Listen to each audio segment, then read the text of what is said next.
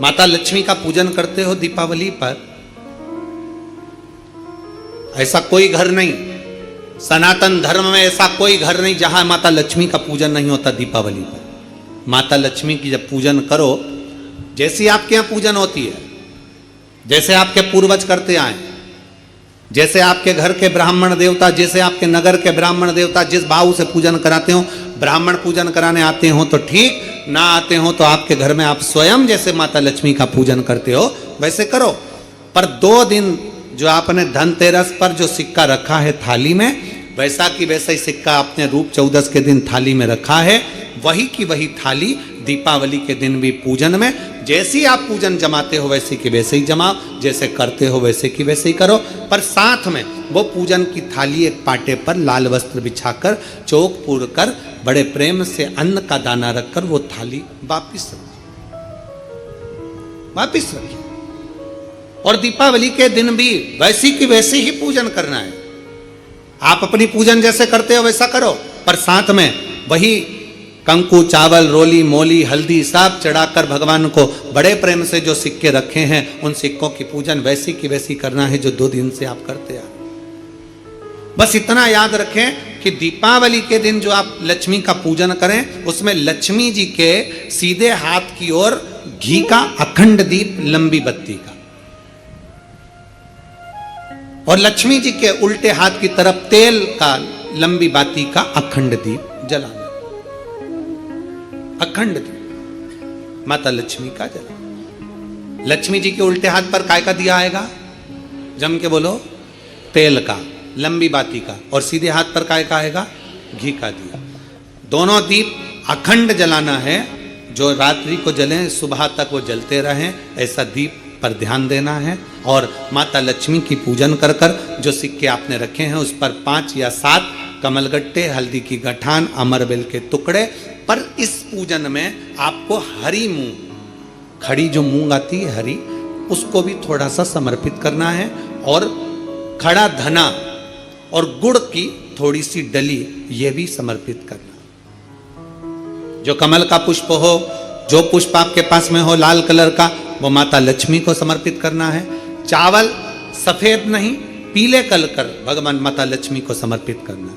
हल्दी और कुंकु माता लक्ष्मी को समर्पित करना है, और माँ को भोग लगाकर बड़े प्रेम से माता की आरती कर कर, झोली पसार कर प्रणाम करना है। प्रणाम कर कर जब आप पूजन पूर्ण हो जाए, बड़े प्रेम से आनंद से आप लोग भोजन आदि सब करने के बाद में रात्रि का जो समय रहे, दीपावली की रात्रि का 11 बजे के बाद 11:30 से लेकर 12:30 के बीच में प्रयास करना कि किसी भी एक वृक्ष के नीचे, या तो पीपल या बेलपत्र या आंवला, किसी भी एक वृक्ष के नीचे रात्रि के समय पर जाकर एक दीप अवश्य लगाना घी का, और वापिस लौट कर आकर प्रयास करना कि कोई एक सिक्का, कोई भी 1 रुपया 2 रुपया, कोई भी घर में चारों तरफ घुमाने के बाद वो सिक्का अपनी अलमारी में, तिजोरी में या दुकान में जिसमें आप रख सकते हो उसको रखना।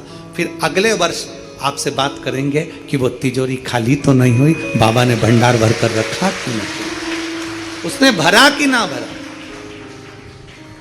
प्रयास करें लक्ष्मी पूजन का, बस पूजन जैसे करते हो, आपके जैसे ब्राह्मण ने बता दिया, जैसे माता पिता ने बता दिया, जैसे पूर्वजों ने बता दिया, जैसे घर में करते आए हो वैसी की वैसी लक्ष्मी पूजन करो। ज्यादा ढोंग प्रपंच में नहीं पड़ना, किसी ने कहा ऐसा कर दो ना, किसी ने कहा वैसा कर दो ना। अपने आनंद के साथ आप लक्ष्मी की साधारण पूजन जैसे करते आए हो वैसे की वैसे करो। बस वो सिक्के की पूजन आपको 5 दिन तक करना है। तो दीपावली के दिन कौन सा दिन हो जाएगा?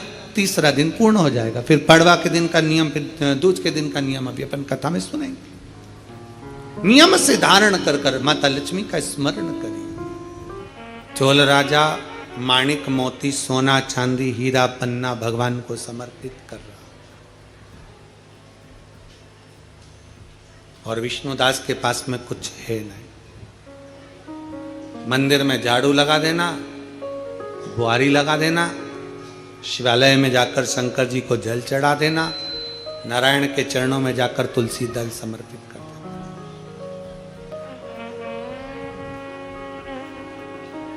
भगवान नारायण के मंदिर में जाकर तुलसी का दल दे दे, जल समर्पित कर।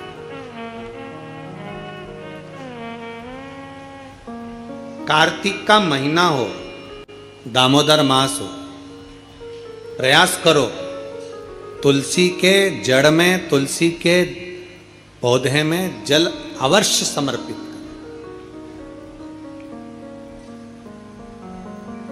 एक दीपदान तुलसी के पौधे से थोड़ा सा दूर अवश्य करना चाहिए। कई लोगों की आदत रहती है तुलसी के गमले में ही दिया रख देते हैं और तुलसा महारानी पूरी कुमला जाती है। अब तुम्हारी सास बैठी हो कुर्सी पर, उसकी साड़ी के पास में दिया धर दो, अच्छा लगेगा? बोलो, जम के बोलो जरा। नहीं लगेगा। क्या कहेगी वो? मुझे जलाएगी क्या? मुझ में आग लगाएगी क्या? थोड़ा दूरी रखिए।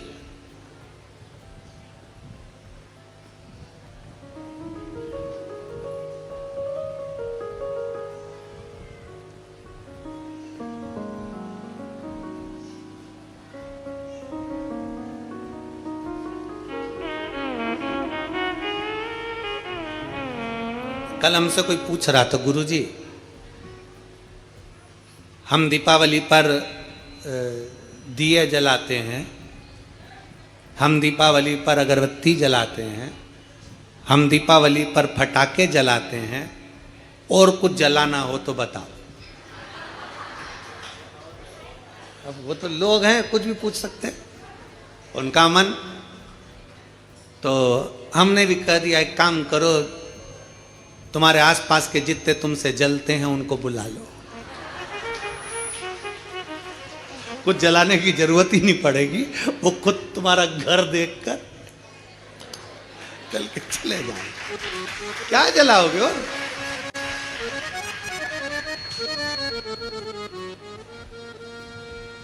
शिव महापुराण की कथा कहती है दूसरे का वैभव देखकर कभी मत जलो, बल्कि भगवान से प्रार्थना करो, बाबा ऐसी कृपा करना मेरे कुबेर भंडारी कि तू हमारे नगर, शहर, गांव, देश, प्रदेश और हमारा पूरा भारत देश उन्नति में आगे बढ़ता चले जाए, ऐसी कृपा करो। बाबा से प्रार्थना करो। ये भीतर की प्रार्थना है, अपने भीतर की प्रार्थना।